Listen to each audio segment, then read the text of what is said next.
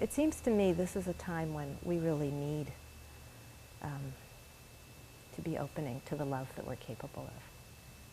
And when I used to teach this work, I wasn't very much in my body.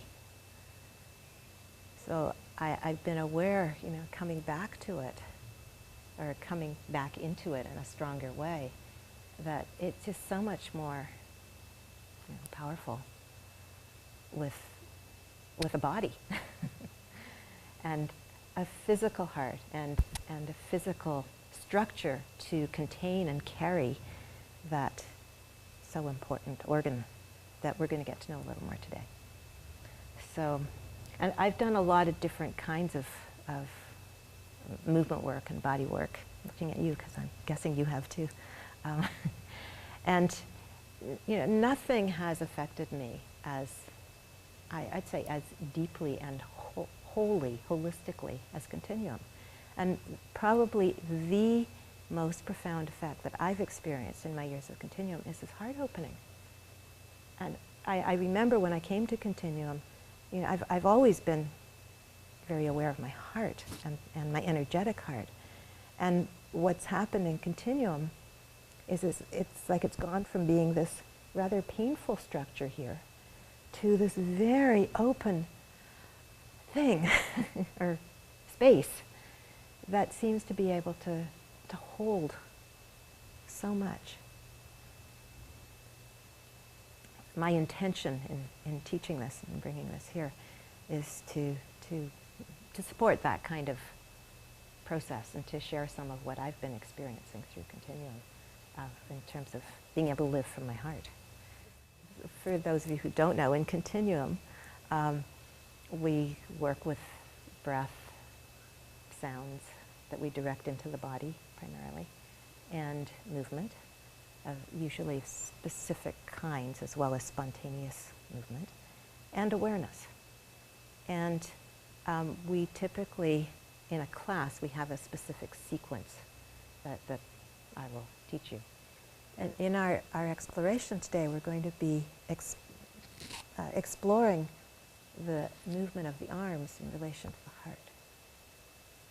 And we'll be actually touching into different ways that the heart expresses itself. So heart, think about how your heart expresses itself. It can come out, hug people.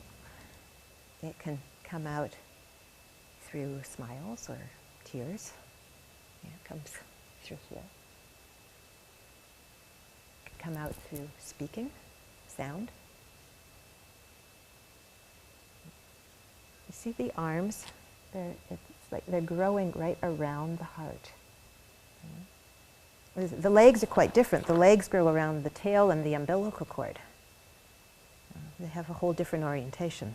But our arms, it's like they're hugging the heart. Our arms start out embracing right at the very beginning.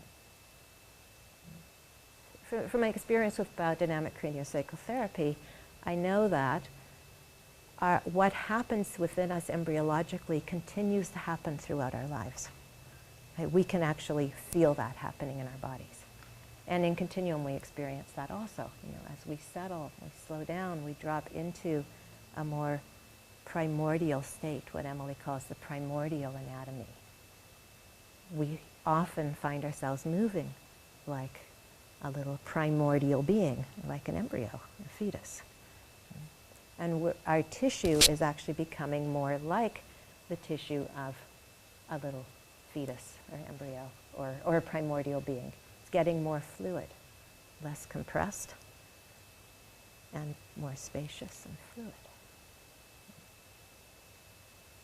So I think these pictures, I forgot to pass this one out.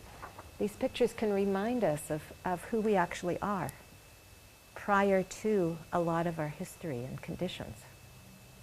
And if you look at this little embryo,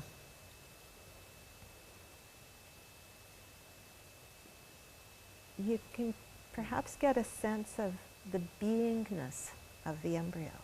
Embryos don't do a lot. They be.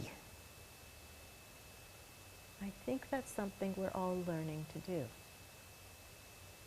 We're learning to do being.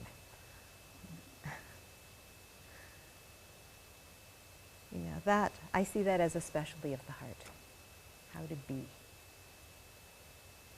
And as far as I can tell, most of us are longing to be. Does that resonate for anyone?